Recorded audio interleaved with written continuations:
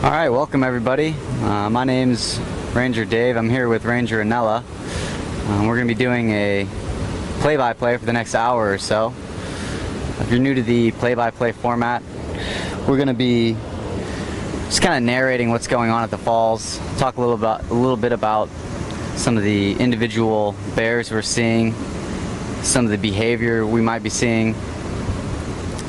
We won't be able to answer any questions in real time like we would with a live chat. And if you hear us stop talking for any amount of time, if you hear some silence, don't worry, that doesn't necessarily mean that you've lost connection. We're just kind of letting you enjoy the action in front of us. Just want to give it a big shout out to Explore.org and thank them for making this all possible.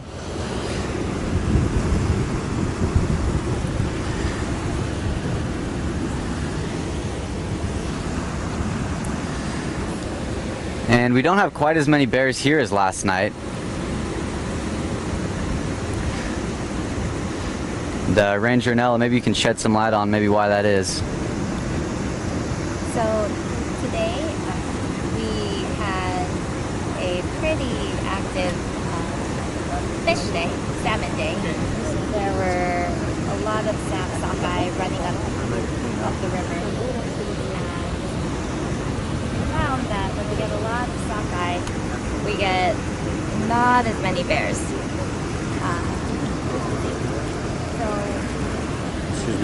We're going to be moving right over there. So hold on tight, everybody. We're going to be moving the camera for just a moment. Hope you don't get too seasick.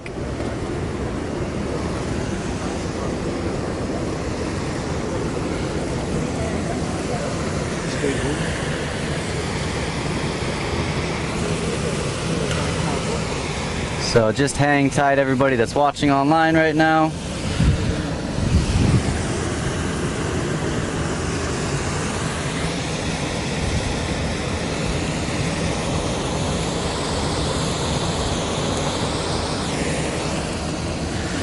So like Anella was saying, we're having more fish and less bears tonight.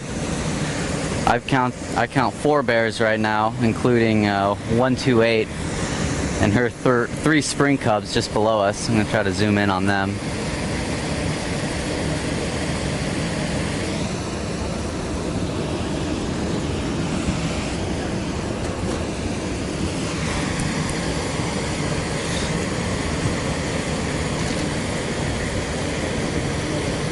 And we're having a bit of a slow start right now. We're just trying to get things set up and fully squared away for the broadcast.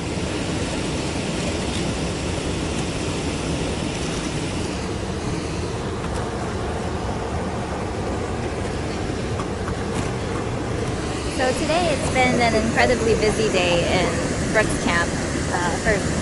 A lot of people are here to see our brown bears, and I can show you the platform. We're almost full here, so we're just trying to find a spot. Thank you. Thank you for joining us tonight. Thank you for finding your part. This is the 100th anniversary year for the National Park Service, and we just appreciate that all of you are joining us online here at Katmai.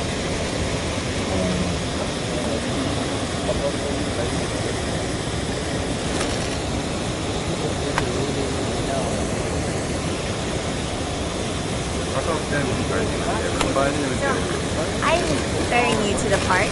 David, could you tell me what bears we're seeing out here today? Yeah, so like we mentioned, we've got 128 and her 3 spring cubs below us. In the jacuzzi here, we have 747.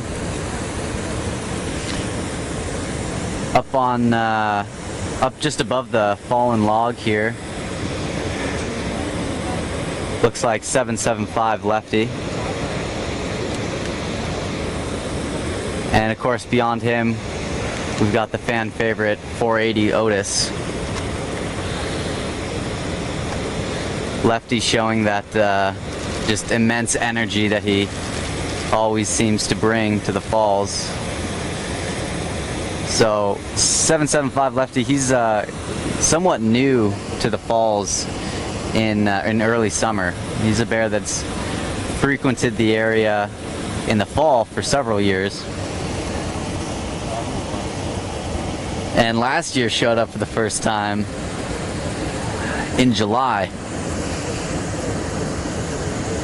He had some pretty crazy antics when he got here, running around trying all the different fishing spots. Actually jumped off the falls at one point. Did a big belly flop into the water, and we've all been hoping that he'll do that again just because it was so fun to watch. But it seems like he's starting to figure things out a little more, kind of come into his own and figure out his fishing techniques. This is the first time I've seen him fishing in this spot in particular. He's typically up on the lip, which would be a good place to be right now with all the fish jumping.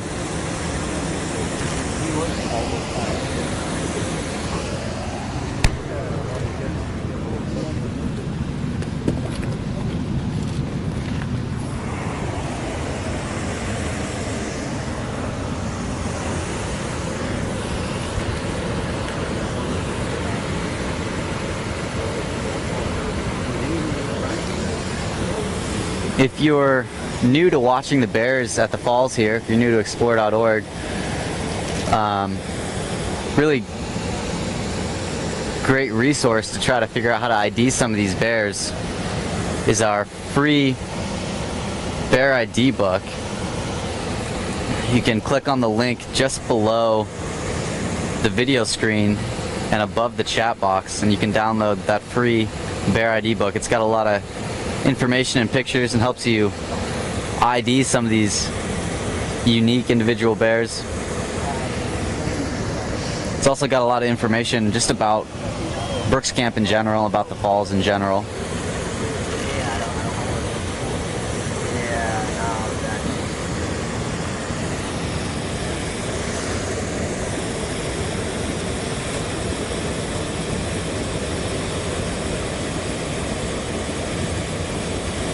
We've got 128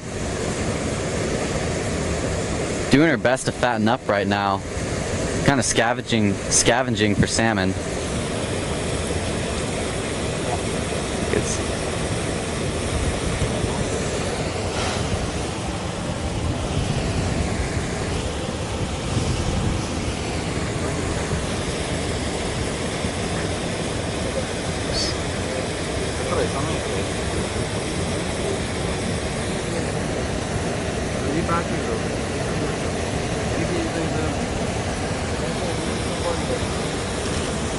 It looks like, am I right? 747? totally. Caught the salmon.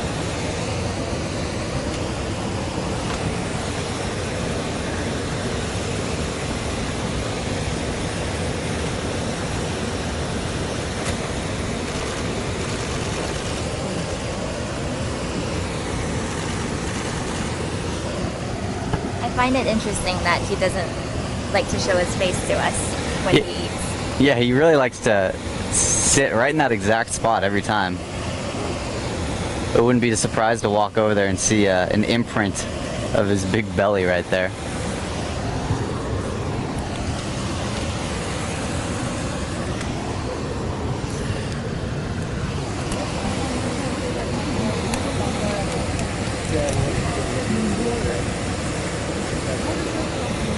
Sir? We're doing a live broadcast right now, and you're right in the shot there. Thank you.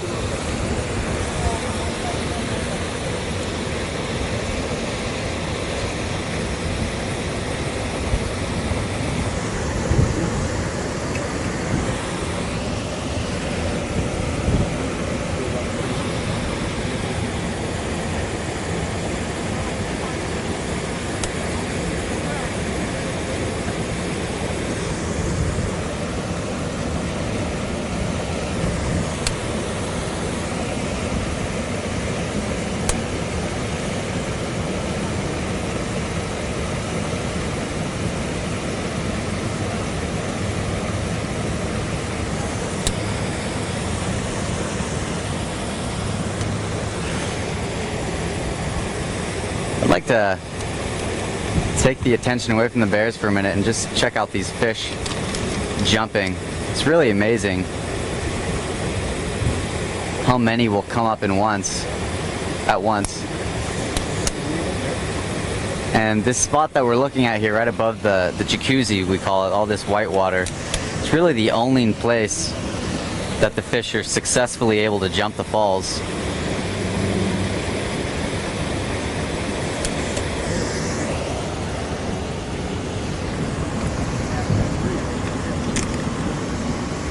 We're going to do a little more shuffling here in just a minute. It's been a really beautiful day out here in Brooks Camp on the platform, and we've had a lot of folks out here watching bears, having a good time. So we're going to move the camera one more time.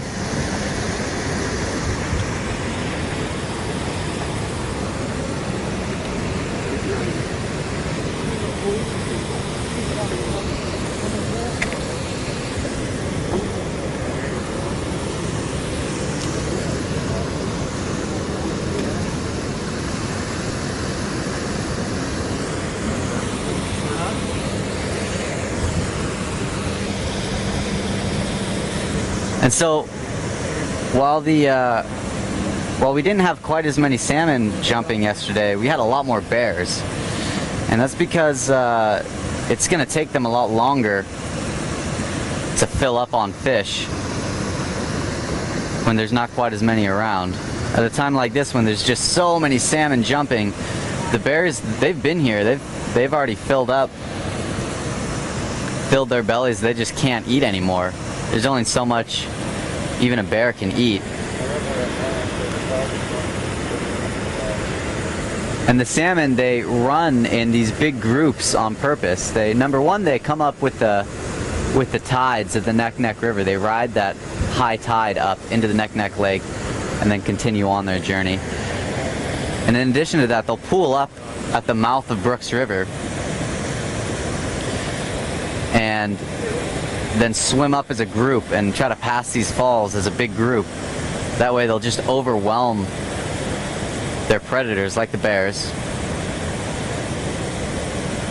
Bears will fill up on fish and have to go sleep it off or walk it off. Meanwhile, the salmon will continue jumping, and many more will make it through than would otherwise. It's really an ingenious evolutionary design. They never seem to be around when you're trying to fish though, huh? They seem to have that timed out pretty well.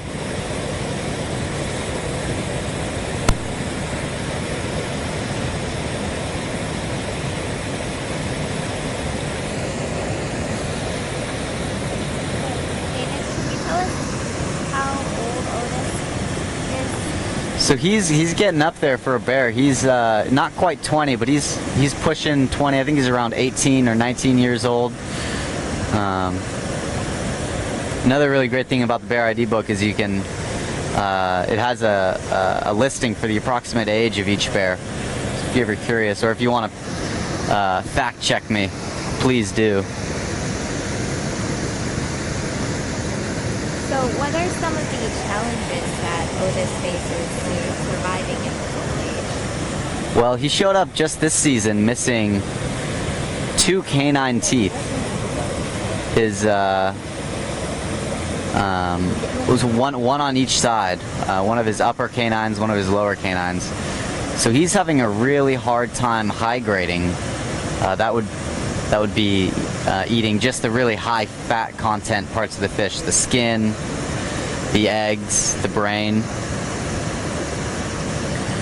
So he's having a really hard time peeling that skin off and kind of delicately, eating the eggs and the brain, which might not seem like a huge deal. Okay, he's got to eat more fish, no problem. But that means he's not able to practice that good energy economics of eating just the fattiest, most nutritious part of the salmon. We were here a few days ago and counted, I think it was 34 fish that he caught in just one evening.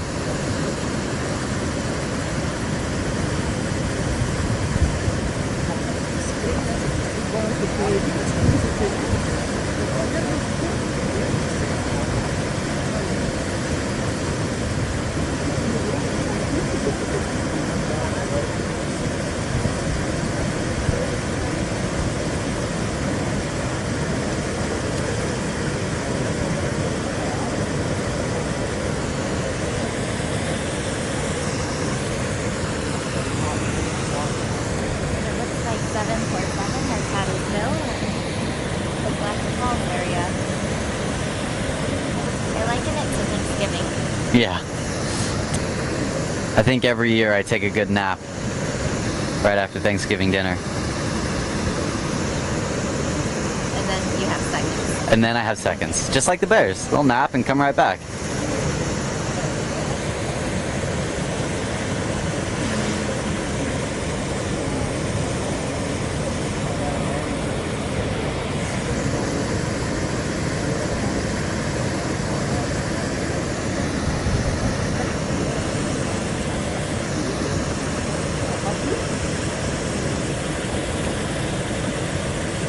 So even though we are seeing, Otis have some difficulties, it is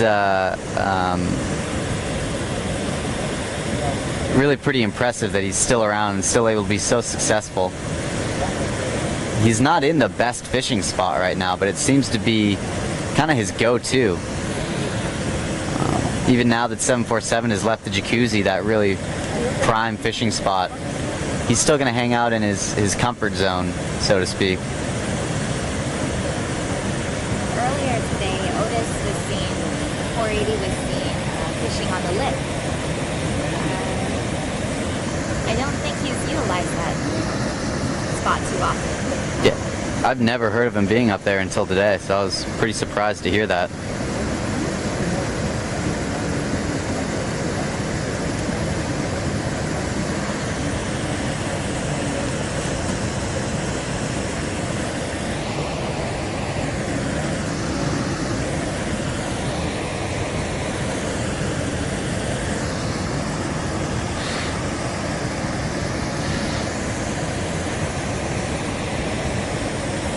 So I know I promised everyone I wasn't going to move the camera again, but I want to get things just perfect. We've got some time left I want to take advantage of.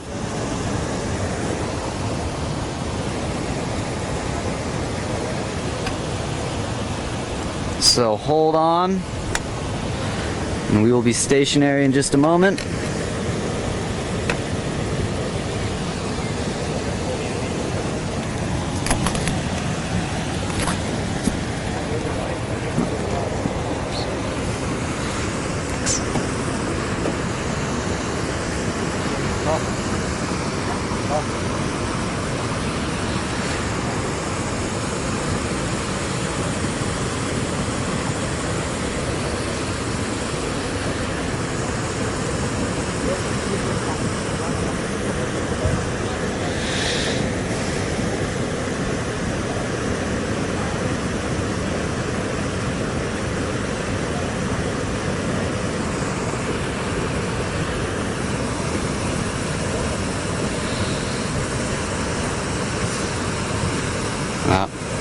We've got, you'll just have to take our word for it, but we've got 128 and their cubs hanging out below the platform again.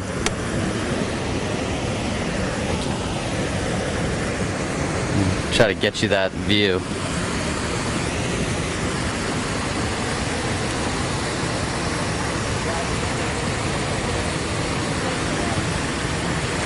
So earlier in the season, we saw 128 hanging out quite a bit down at the riffles, and since then she's come up onto the falls area more often. 128 is a first-time mother this season, so she's still kind of figuring out, what's the best way to keep her cubs safe, keep them healthy, keep them fed. And it's been really interesting to see her kind of change her behavior as she gets used to different situations. She got into a really aggressive confrontation with bear number 83. That's a medium to large male, and she had no problem whatsoever backing him down, a much bigger bear than herself.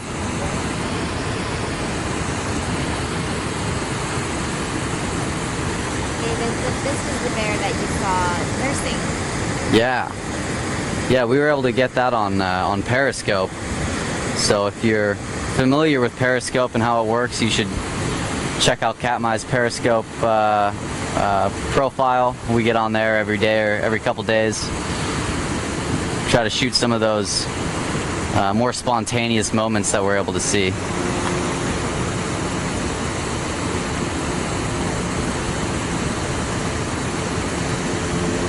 So interestingly, 128 here is trying the dash and grab right in this pool in front of the jacuzzi. It seems that she's maybe not quite comfortable heading up to the lip of the falls, where she's been pretty successful, because maybe she doesn't want to leave her cubs behind. That would be my guess as to why she's not up there now.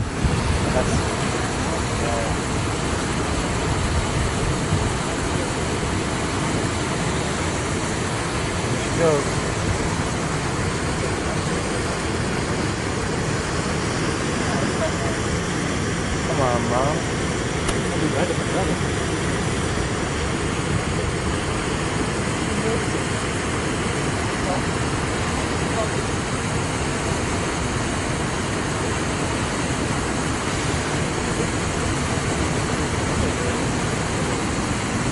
So I try not to have, I try not to have favorite bears necessarily, but I certainly have more fun watching some bears than others. 128 has got to be one of those bears that I really enjoy watching her do her thing. Do you have any favorite bears to watch? For me, Lefty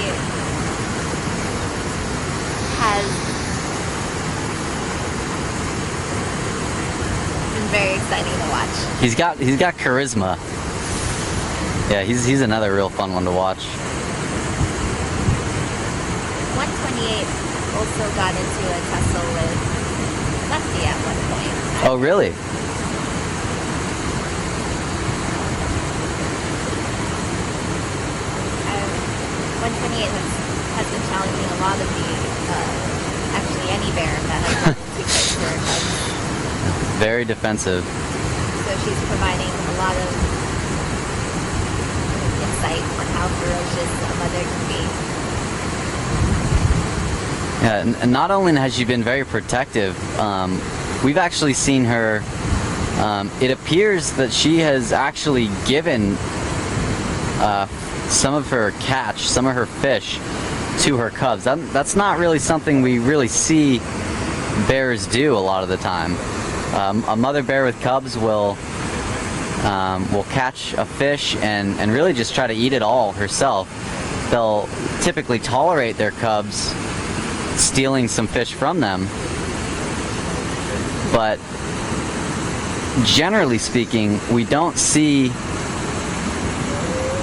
mother bears actually bring fish to their cubs and then leave it there for them.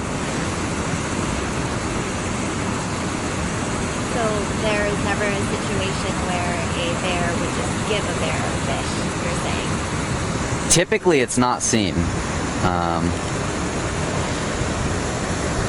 It may appear that way at times, especially when the bears are high grading. Mm-hmm. A bear might take a couple bites and then go out to catch another one, leave the rest, and have another bear swoop right in and take advantage of that. But we don't believe that they're sharing their fish necessarily. Of course, as we continue to watch bears in this very unique situation where they're all, forced to have more of a social dynamic than in other situations, we're still learning. We're still learning by watching these bears, and that's one of the most exciting things I think about about being here and observing these animals is at any time we could see something that's totally new, totally undocumented.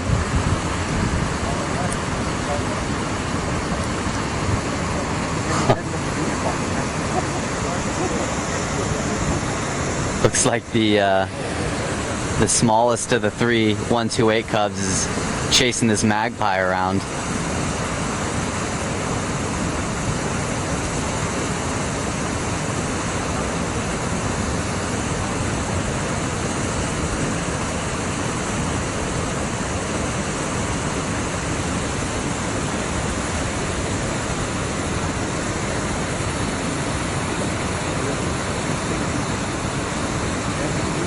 And so as cubs play like this with each other, with objects they might find, sticks or human objects even, or birds or anything else in their environment, it's cute and it might be fun for them, but what they're doing is they're training for life on their own. They're honing those coordination skills, the strength, aggression, learning how to be successful adult bears.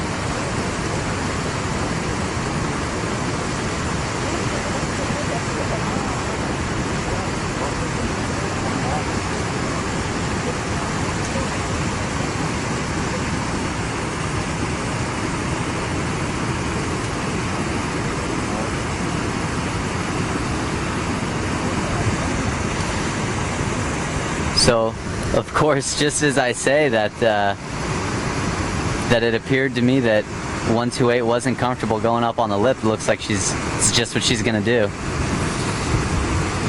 This is, I don't know, Anella, is this the first time you've seen her on the lip? It's the first time I have. I heard that yesterday she was fishing on the lip. Or maybe I'm getting her confused with another bear. I did hear she was there. Yeah, yesterday, I believe. And then one of her cubs went over and she grabbed the cub and brought him to shore. Wow.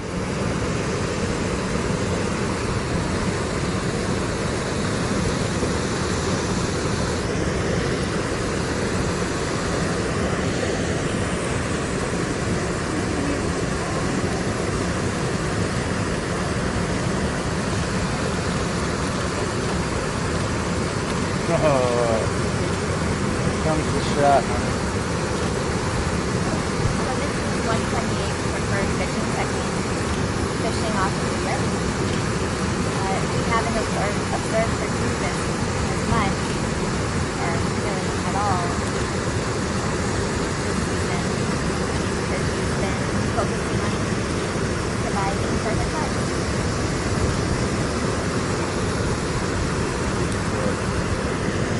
All of the photographers behind us are really excited to get that classic shot of a salmon jumping into a bear's mouth. And that's definitely the, that classic shot. That's the one that everybody comes to get, but not necessarily the best fishing technique out there, not necessarily the best fishing spot out there.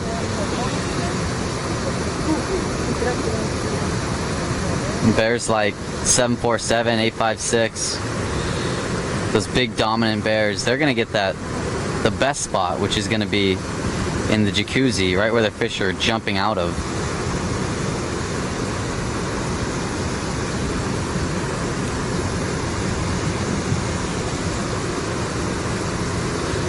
So maybe 128 will return, but look just a little bit too nervous to be leaving her cubs out there.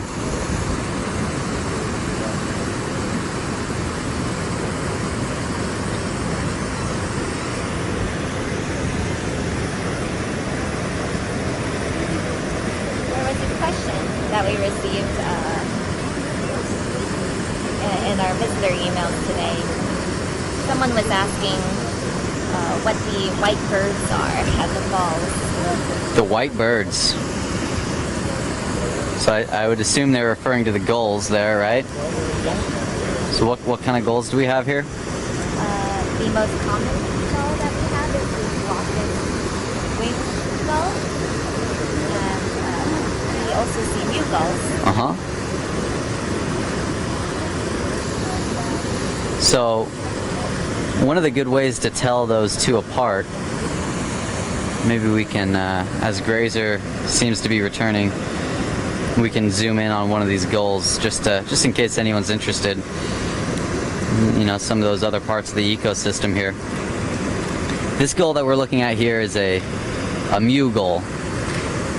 They have yellow legs. They've got some black and white stripes on their tail feathers.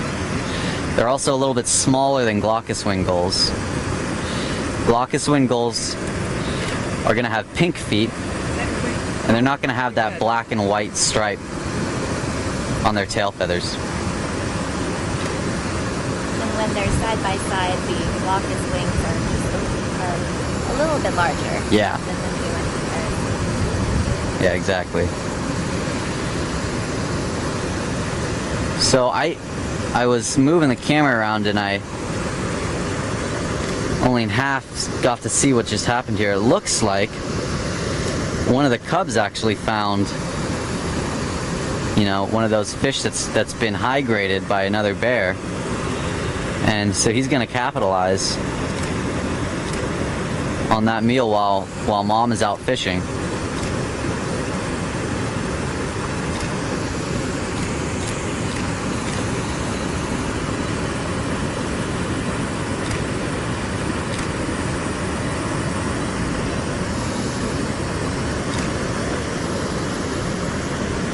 You can tell that her attention. Got it. She got one. Got a big one.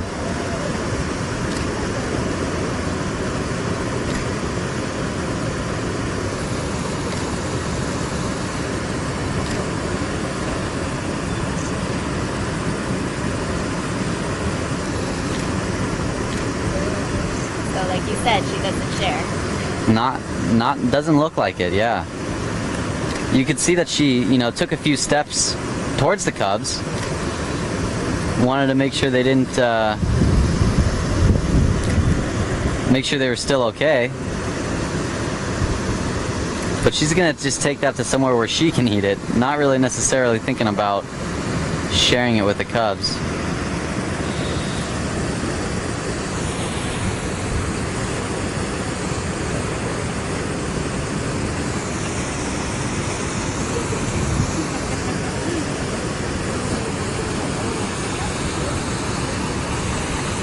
A little too hard for us to capture what's directly underneath the platform there.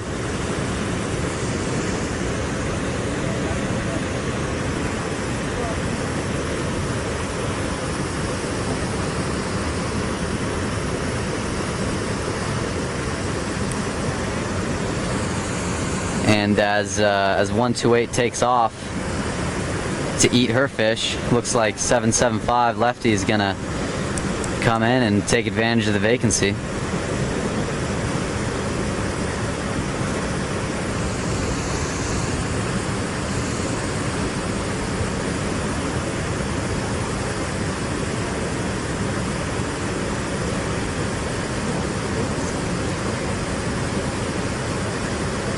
So that is definitely proving to be a productive place to fish right now.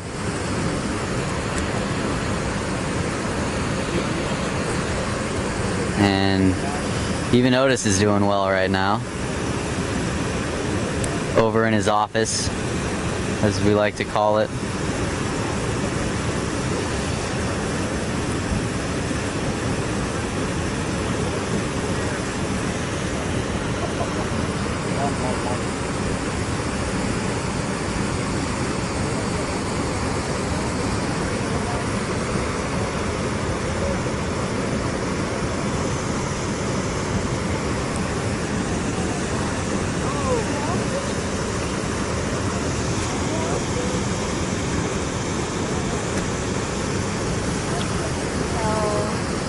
Sorry for all the camera movement, guys. Lefty's back on the lip again.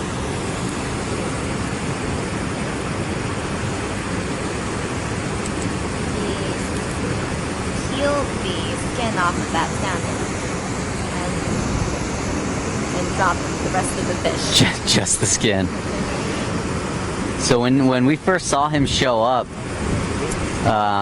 He was still, quite a bit later than some of these other bears that got here. Maybe at the middle to end of June. When 775 got here, he was just absolutely devouring his fish, leaving almost nothing left.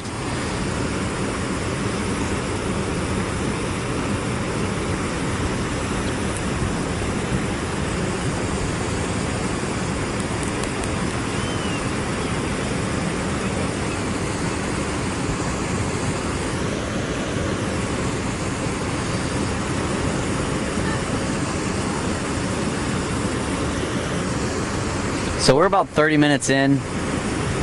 We did get started a little bit early tonight on our play-by-play, so we're about 30 minutes in. We just want to maybe reintroduce ourselves, let you guys know what's going on tonight. So I'm Ranger Dave.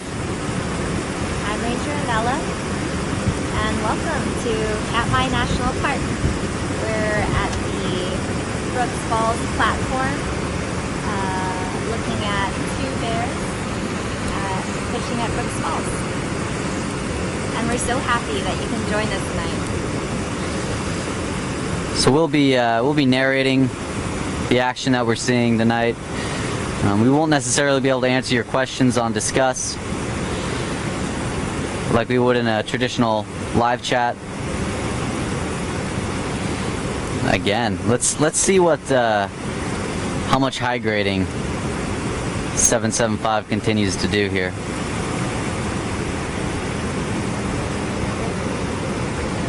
If he decides to eat it, in our view. So we'll be here until about 8 o'clock. We know it's kind of late for some of you folks, really late for some of you folks out on the East Coast.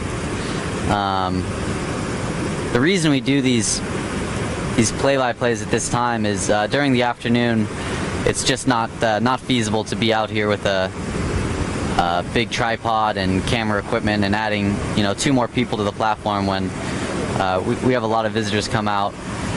Want to come out here and enjoy being in this very special place. So we'll try to be out here in the evening when it's a little bit less crowded.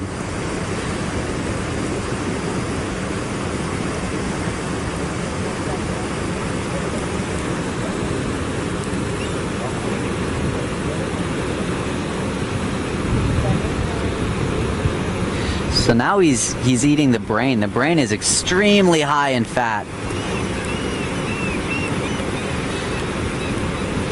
And these bears will use their claws and their canine teeth to just really delicately pick out just the brain from the head of the salmon. Salmon don't have a hard skull. So there's no bones necessarily they have to crack through on the top of their head. So it's fairly easy for them to get in there and get that high fat content brain out. And then just right back to business.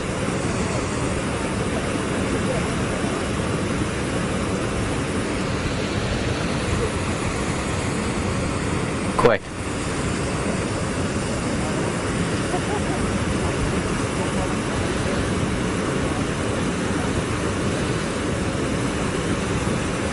You might notice that 775 doesn't seem to have like a go-to place to eat his fish like 747 or 856 does. Even those bears, 747, 856, they might move around a little bit, try, just vary their place every once in a while, but for the most part, they just go right to the same exact spot. 775 being a bit more new to the falls, to fishing the falls in early summer. He's still figuring things out, still learning what works best for him. And that's been fascinating to watch. So it looked to me, I don't know if you were able to see it, it looked like he ate really the majority of the last fish he had, and that one not as much. It's like he just dropped those nice juicy fillets that we love to eat. Makes you think if we're doing something wrong. But it's the eggs and the brain and the skin that have the highest, or I guess the densest amount of calories. Yeah, the most calories and the most fat. The key thing is the most fat. Bears aren't trying to bulk up on muscle necessarily. Of course, bears are extremely strong, but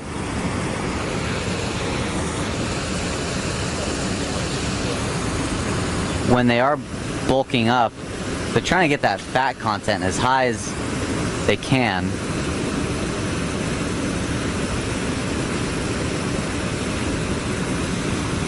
Looks like we've got another bear that showed up.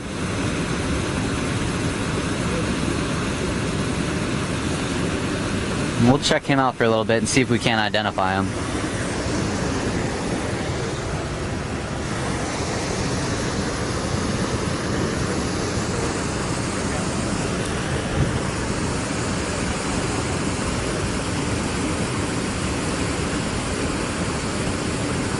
It looks like this bear has a scarred neck.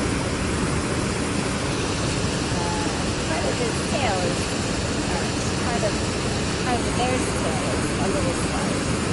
Interesting. I wrote that down in my notes. I've seen this bear. I think it was yesterday, but I feel like not as expert as a bear watcher. Well, I've had a bit more time up here. Anella is the district interpreter here at Brooks Camp, so she does a lot of the behind the scenes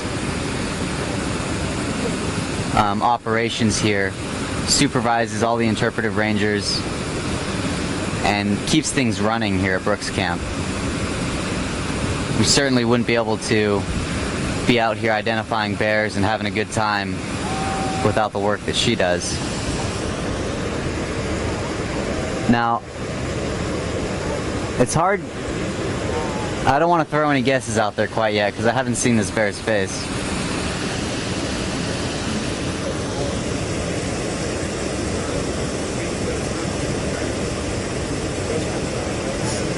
So I believe that is 151. Why don't you take a look here? We've got our binoculars to help us have a little handicap and or just give us a little bit of an advantage. Another thing, something we both learned from Mike Fitz while he was here. Mike Fitz takes incredibly detailed notes about everything he watches, and if you're at home and you're learning to ID the bears, I would highly recommend taking notes on different physical characteristics you see.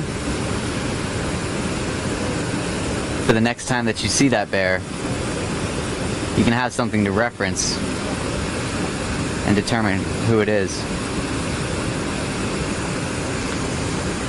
Now, for one thing, it's a lot of fun to ID bears, right? It's really fun to know, oh, I know that bear, quote unquote.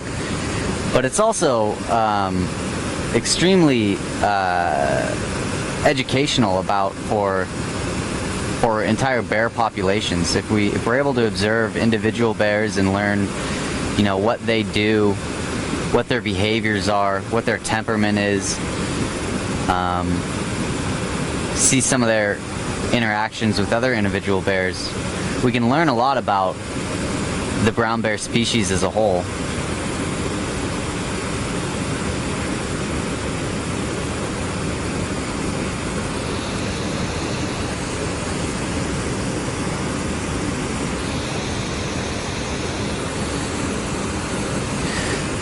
So some of the identifying features of 151, nicknamed Walker, he's got these really big, almost satellite-looking ears. They think they're perky. They're perky. They're perky ears. And they stick way out to the side. Perky and pointy. Perky, pointy. He's also got a snout that is just slightly upturned at the end. And it tapers significantly more than any other bear I've seen. He's also got really, really dark eye rings.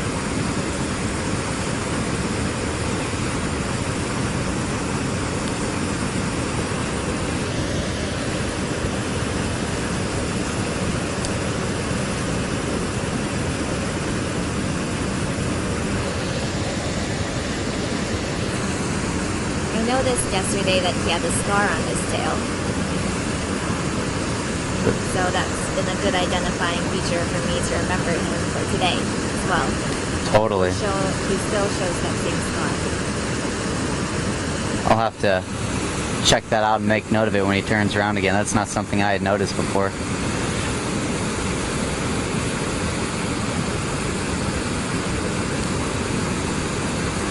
So 151's a bear that we've seen down at the riffles quite a bit.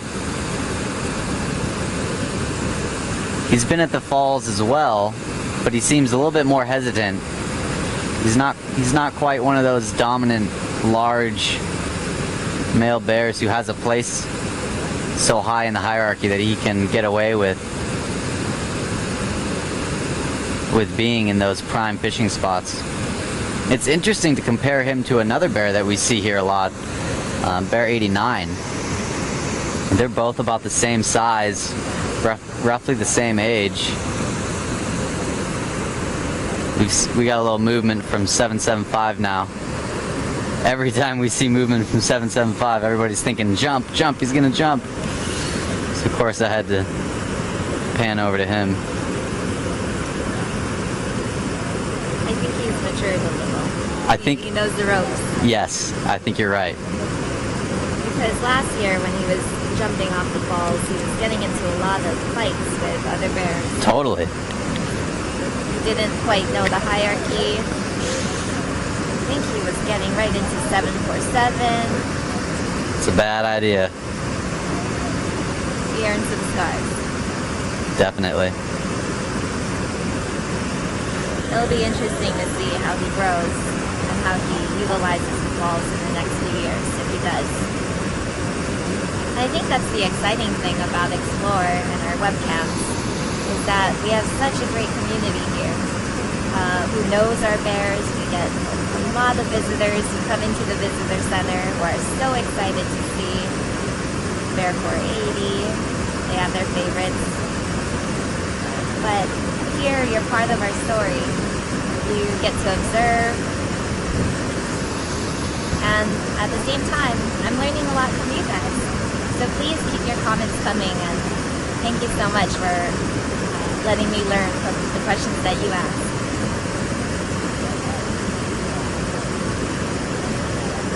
Yeah, the knowledge base we have here with the bear cam community, and the level of thought and just the level of conversation we have here has really blown me away in the last few months that I've been here.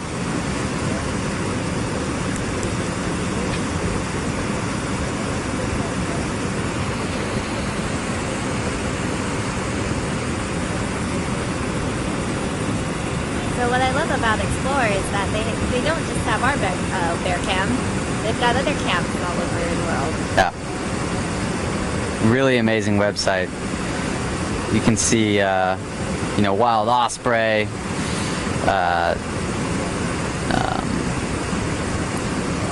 elephant seals. There's the polar bear cam. Polar bear cam. Kennel cams. All kinds of animals.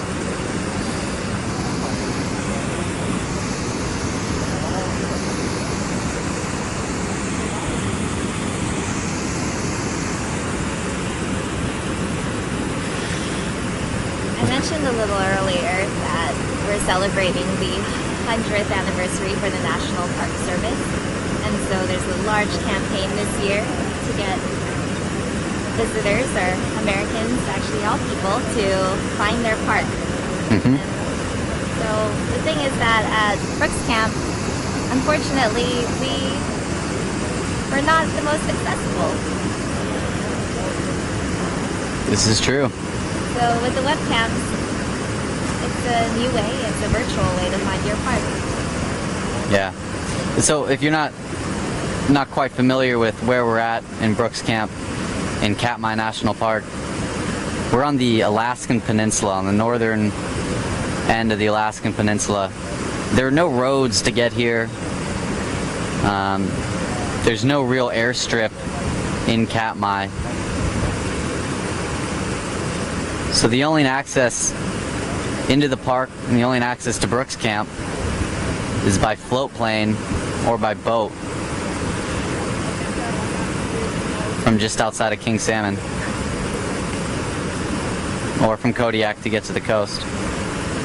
So that makes it, and in addition to that, even the places you fly here from are remote.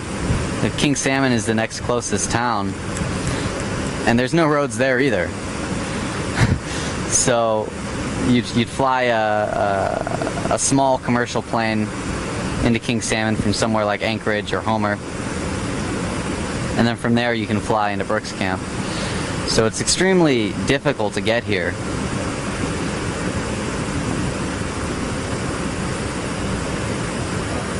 So it's really wonderful that we all have the opportunity to find our park through Explore, through the bear cams. And we hope that our webcam inspires you to get outside, to check out your local parks, and to celebrate with us in our centennial year.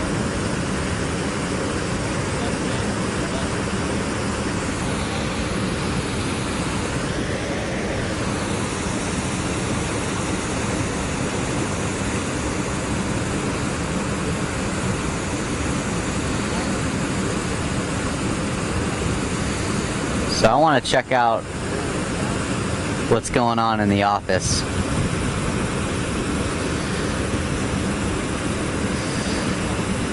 So I mentioned earlier 480 Otis. He has a hard time high grading right now. He's missing 2 canine teeth. Really limits his ability to quickly and efficiently skin that fish, and we're seeing that now as he's kind of struggling to get just the skin off and not waste any calorie intake with that with the meat, with the muscle of the salmon, because it's not quite as high in fat as other parts of the fish. But he's doing his best.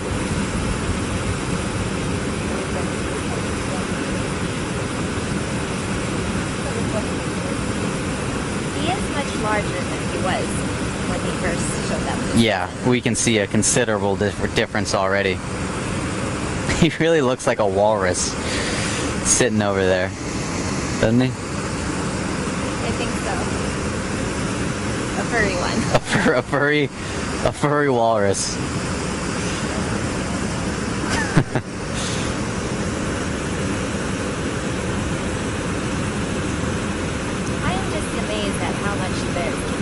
Yeah. I know that the buffet is only open for a limited amount of time. We won't get salmon in August. Mm-hmm. And when the salmon return in September, they'll be reduced to half of the calories, because the majority of their fat is absorbed into their into the process of creating their nest, spawning, and trying to pass on the legacy, you say. Exactly. And in August, there's a small run of silver salmon. That's a few bears will stick around and try to catch those, but it's just not even comparable to what happens in July with these sockeye salmon. And like you said, in September, October, when the bears are feeding on the spawned out and dying and dead salmon, it's just not the same nutritional value. And of course, the reason that this is so necessary and just so necessary to their survival to eat so much right now is that they're not going to eat anything for 6 months of the year. They're going to be sleeping in their dens in the wintertime. And so it's fun to watch. It's kind of funny to see them pack on all this weight. But it's really it's a way of life, and it's the only way they can survive. There's just no food in the wintertime for a big animal like this. So by the end of the summer, how big will a brown bear get? So I like to use the example of 747, one of the biggest, fattest bears we've got here. Right now, we don't have him on a scale, so we can't say for sure, but he's somewhere around 800 pounds. By the end of the year, he'll be well above 1,000 pounds, maybe 1,200 or so. These bears can put on 1 to 2 pounds every single day of the summer, on average. That's it? Just 1 to 2 pounds? Yeah, just 1 to 2 a day, that's all. I think I would gain more than 1 to 2 pounds if I ate 40 salmon in one day. Yeah. I think I would explode. And we use this analogy a lot, but I think it's a really good one. Each sockeye salmon that these bears eat is 4,000 calories, and that's the equivalent to 9 cheeseburgers. So if you can eat 30 or 40 salmon, and each one works out to be 9 cheeseburgers. I'm not very good at math, but that's a lot of cheeseburgers. I could maybe do 3 cheeseburgers, and I'm gonna go take a nap. Are you sure? Just 3? Well, 3 small cheeseburgers. It depends on where they're from.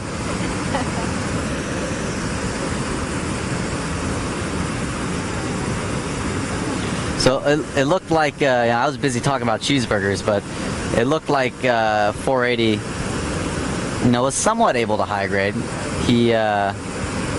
It looked like he dropped that salmon carcass with no skin left on it, for sure. But he is having to consume more salmon flesh than he would have in previous years. And that's not ideal for his energy economics. It's basically you're just getting full off of the filler. Right. Which is the salmon flesh. Right. So like when we're having our Thanksgiving dinner, you don't stock up on bread, right? You go straight for the stuffing, the turkey, the good stuff. Nobody's getting 17 dinner rolls and a little slice of turkey. You're getting a big old plate of turkey, some stuffing, because everybody loves stuffing. I just imagine 1 dinner roll only. I just imagine a plate full of salmon skins served up for Otis. I'm sure he would love that.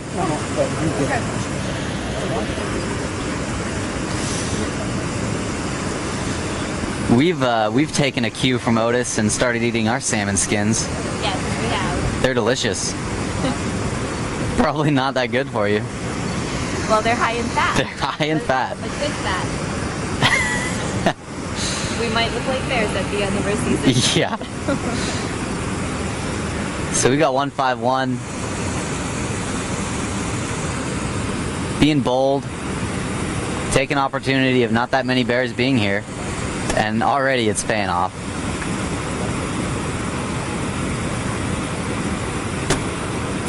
Earlier I was starting to compare him to 89. We want to check out that tail. Oh yeah. Yeah, on his right side of his tail, right? Mm-hmm. Yeah. Interesting. That was so distinctive. I remember that. Yeah, I haven't seen any other bears with any scars like that. It looks like someone might have just nipped him in the tail. Yeah.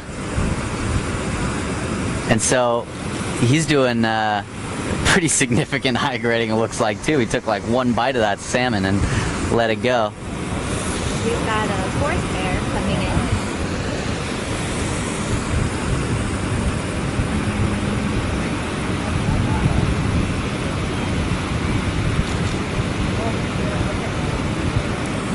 And so this is bear 289. I was going to say, I'm sorry, I waited. I gave you a minute. And 89 and 151 are bears that, bears don't necessarily have friends, but these are two bears that have often played together, and they'll tolerate each other's presence a lot more than other bears. so interesting enough, what happened earlier this week was 289 was courting with 856. Mm-hmm. The thing was that 151 was following them around in camp. Right. Or I think what happened at times was, so courting behavior generally plays out with a male following around a female, essentially. The female will try to avoid that bear to an extent until it's ready to mate, and in the meantime that male bear will follow it around, try to habituate the female bear to his presence, and wait until that bear is ready to mate. And so what was happening with 289 is she'd be moving away from 856, moving away, and then she'd see 151 and say, oh hey, there's my playmate.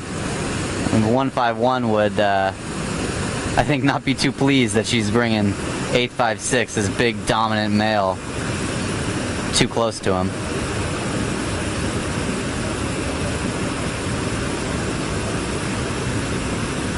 Yesterday, I was walking to the falls platform in the middle of the day, and 856 was populating. Oh wow, I was very startled. that's not something I've seen yet. These bears have no privacy. So we saw 289 doing a little dash and grab a moment ago. That's when they, just kind of jump into the fast-moving water, trying to pounce on a fish. And that's behavior we'll see a lot from younger bears. They don't have access to those good fishing spots up on the lip, down in the jacuzzi, right near the falls where the fish are really pooling up. So they'll take advantage of whatever they can. They'll try to pounce on fish anywhere in the river that the salmon may be. But to some extent, it does take some skill to sit in the jacuzzi. Certainly. It takes skill, it takes practice, and it also takes size. A big bear is going to be a lot more successful in the jacuzzi than a small bear, for a couple of reasons. Number one, it takes a lot of mass just to withstand the force of that water. I can imagine a cub just being pulled away. Oh yeah, they wouldn't stand a chance.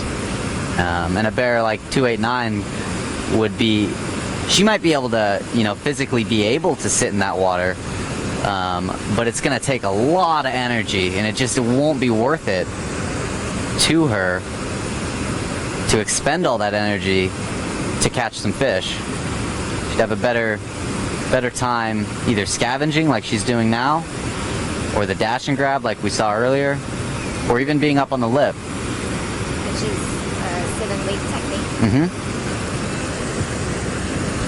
And so another reason that being big really pays off when you're fishing the jacuzzi is if you have more mass, there's more of a chance that those fish are going to bump into you and you can pin them to your chest. If you're a smaller bear, the fish are going to be able to move around you much more easily.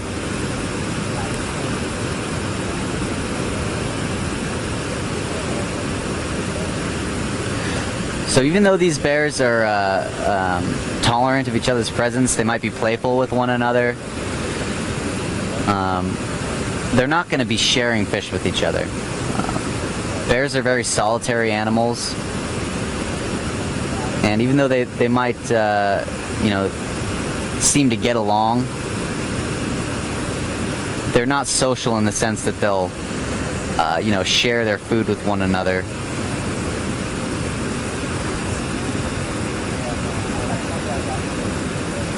You said to me earlier that the strongest link between two bears is between a mother sow and her cubs. Mm-hmm.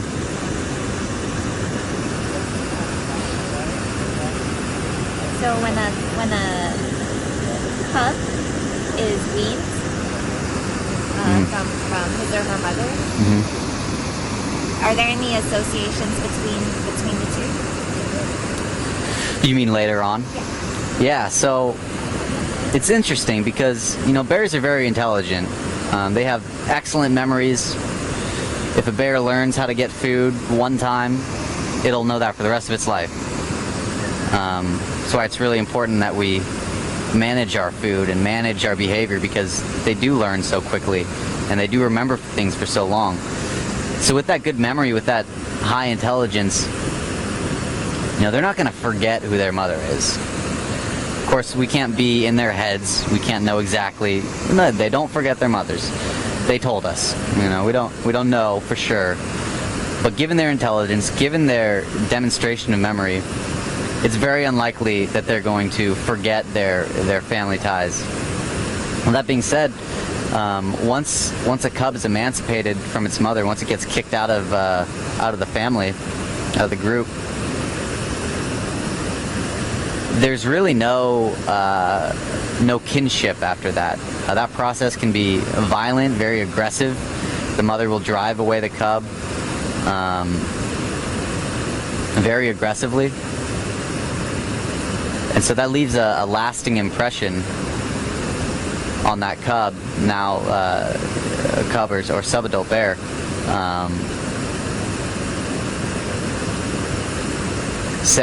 Demonstrating that, mom is just another bear now, and I need to compete with her. I need to be wary of her.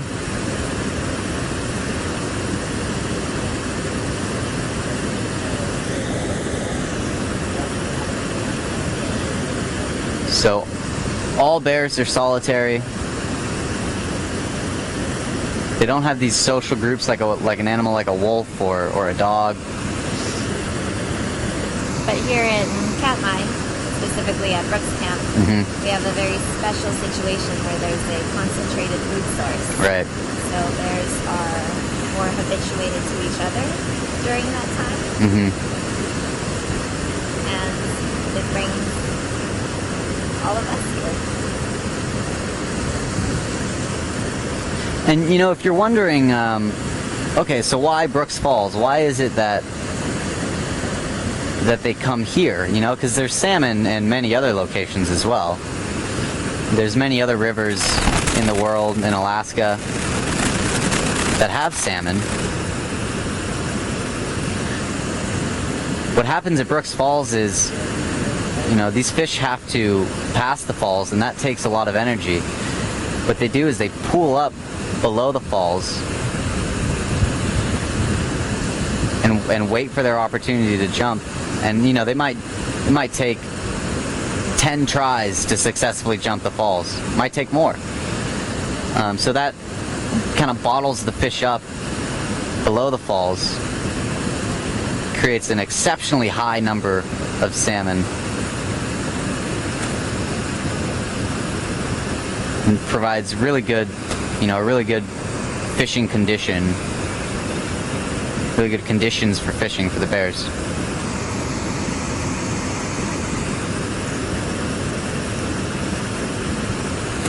in some ways, salmon are like the lifeblood of the area. Absolutely, yeah. Especially when they turn red and they run up. Yeah. That's some imagery there.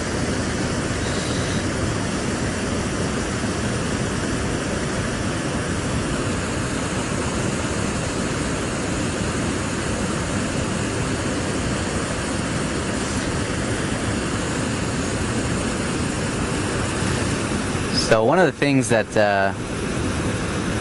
Ranger Anella and I like to do when we come to the falls is play the guessing game. We'll come up and as soon as we get here, we'll take our notepads out, get our cameras ready, get our binoculars ready, and we like to take note of what bears we see. So we'll play the guessing game, and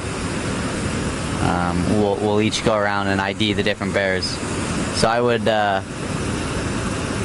love if you folks at home did that too with your family or with your brothers, sisters, parents, significant others. We think it's really fun. We hope you guys have fun doing the same thing.